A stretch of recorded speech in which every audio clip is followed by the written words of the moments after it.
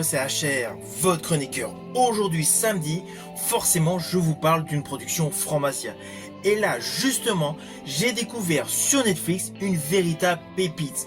Une mini-série qui va vous plonger dans les bas-fonds de Séoul. Mini-série totalement brutale, totalement dark, qui a pour titre Sans merci. Alors je ne vous cache pas, j'ai largement apprécié cette série.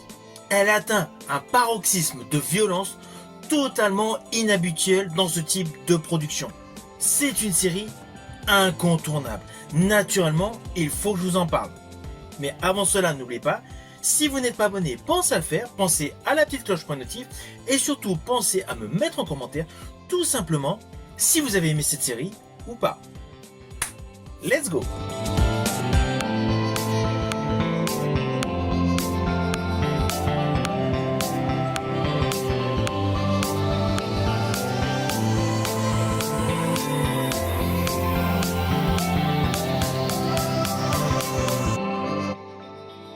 Alors cette série sud-coréenne Sans merci disponible sur Netflix a en fait le titre original Gwanjang.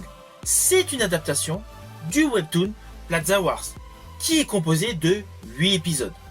Sur le fond, on peut rattacher le genre de cette mini-série à polar action, mais j'estime qu'il y a un côté gore car toutes les séquences d'action sont extrêmement violentes et ont de nombreux passages gore. Elle est disponible depuis le 6 juin 2025 et honnêtement, les épisodes se laissent totalement découvrir assez rapidement. L'histoire est tellement bien foutue qu'on est pris dedans. Et forcément, on a envie d'en savoir plus. Alors oui, sur le fond, l'histoire est assez simpliste. D'ailleurs, la voici.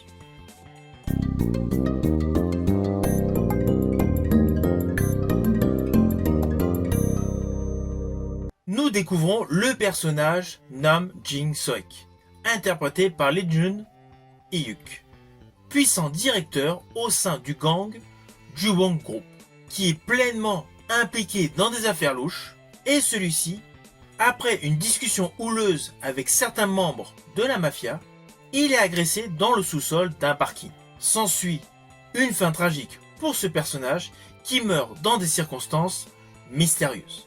Parallèlement, nous découvrons le personnage Nam Gi-jun, interprété par Solim Shub, un homme qui vit loin du crime et qui semble être totalement antagoniste à la vie du personnage qu'on a vu se faire assassiner dans le parking. Personnage qui est en fait son frère. Celui-ci, connaissant la vie et surtout la posture de son frère, décide de venir sur place et de naturellement élucider cette tragédie.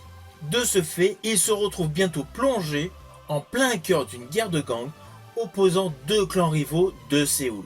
Le clan Jungwon Group, lié à son frère, et le clan Bongsun Group, dirigé par Gu Bang-san, interprété par Han Kil-kang. Naturellement, sa quête de vérité le confronte rapidement à une conspiration bien plus vaste, impliquant des figures corrompues de la police et du système judiciaire. De ce fait, des alliances se dénouent, des trahisons éclatent, pendant que le personnage Gi-jun n'hésite surtout pas à reprendre les armes afin d'atteindre une vengeance absolue. Alors oui, le fond de commerce de cette série est tout simplement une vengeance. Nous avons un individu dans le milieu de la pègre qui se fait assassiner et son frère vient pour le venger. Alors vous allez me dire, c'est classique, c'est convenu, c'est une histoire qui semble sans intérêt. Pourquoi? Parce que cela semble être de la répétition. Eh bien non.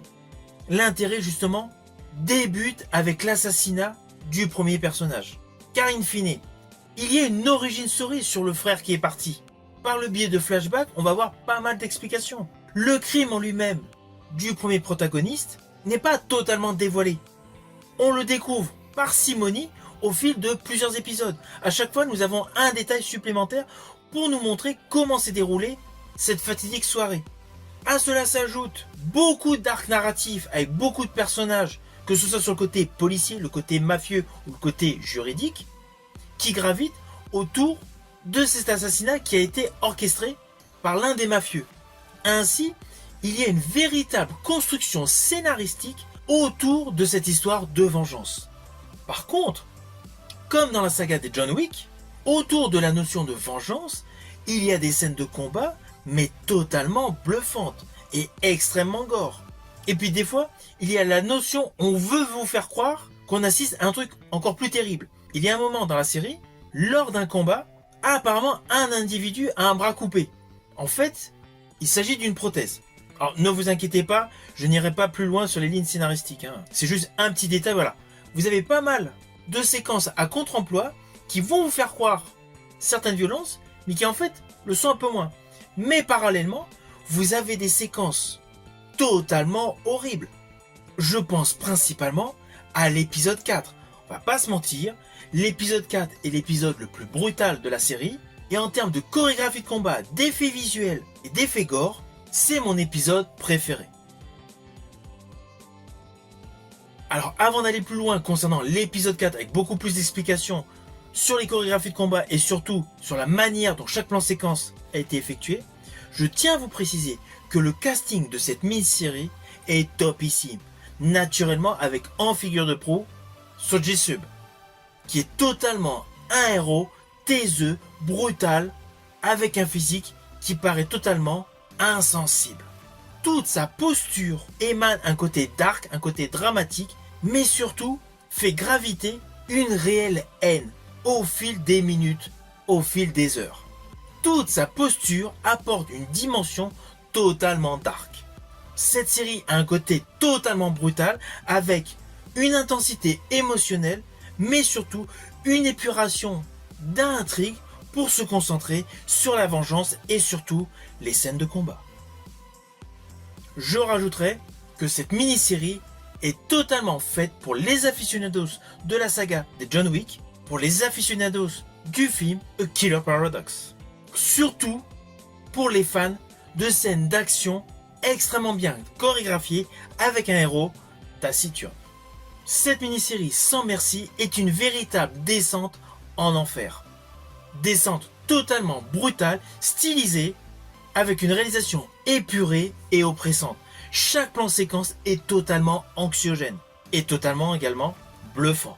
Alors par moments, on a quelques dialogues où on se dit bon, le rythme redescend, mais en fait, lorsque vous avez de longs échanges qui semblent casser le rythme de la mini-série, on part sur quelque chose de beaucoup plus brutal, avec justement ce fameux épisode numéro 4, où le personnage principal se retrouve dans un corridor face à une multitude d'adversaires. Et là, cela devient littéralement une boucherie. En fait, cet épisode 4 est composé de 3 axes principaux de combat. Il y a un premier combat où le héros désarme ses assaillants de bats et est très méthodique. S'ensuit un combat dans une ruelle sombre avec un effet claustro où les ombres ont énormément d'importance, avec des frappes furtives et quelques ralentis concernant les coups. Et si vous faites bien attention, vous allez vous apercevoir que le score à ce moment-là diminue pour qu'on entende davantage le bruit des coups, pour nous conduire au fameux combat dans le corridor, face à une multitude d'assaillants. Là, le héros avance tel un zombie, avec un flegme total et s'abatte. Il semble être au ralenti et un à un, il les dégomme tous. Alors à un moment précis, il y a un gars beaucoup plus corpulent que lui, qui l'attrape par le cou, et lui se sert tout simplement des parois du corridor pour l'achever. En fait, toute sa méthodologie de combat semble s'apparenter à un mélange de genres. Il y a le côté virevoltant à la John Woo, mais il y a le côté flegme à la The Walking Dead, avec naturellement des giclures de sang, des yeux éclatés et des gorges tranchées. Tout le côté corps est à son paroxysme dans cet épisode 4, plus précisément dans ce corridor, jusqu'à naturellement un dénouement avec un garde du corps extrêmement impressionnant. Et c'est là qu'on se rend compte que malgré la fatigue et les douleurs, l'intelligence reprend le dessus. Je ne vais pas vous dire ce qui se passe dans ce combat, au cœur de ce salon, mais la réflexion est au rendez-vous pour aboutir à la conclusion de cet ultime combat. Ce qui assure à ce personnage une dimension robotique. C'est une véritable machine à tuer. Son rôle démontre une véritable maîtrise tactique, portée par une mécanique de la vengeance, et surtout avec une évolution. Son personnage semble avoir plusieurs levels dans la violence. Ainsi, cette série est totalement innovante, même si le fond de base est tout simplement une vengeance. Alors perso, j'ai vraiment apprécié dans cette série la composition de ce personnage. Un total anti-héros qui se venge certes, mais avec une configuration, une gestuelle totalement imprévisible. Sa psyché est topissime. On a réellement l'impression que juste avant de combattre, il arrête de respirer tout simplement pour se concentrer. S'ensuit autour de lui le son et le cadrage. Alors c'est clair, il y a eu tout type de caméra. Caméra à l'épaule, steadicam et plan fixe.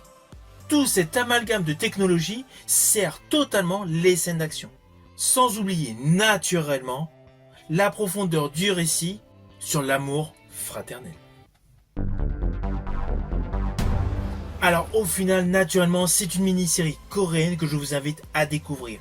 Elle est totalement innovante, la brutalité est explosive, elle est réellement dans la lignée de My Name qui était disponible sur Netflix en 2021, mais avec un level beaucoup plus élevé. C'est pour cela que je vous invite à découvrir cette série. Si vous avez aimé ma vidéo, n'oubliez pas, petit pouce vers le haut. Quant à moi, je vous dis à bientôt pour une prochaine vidéo.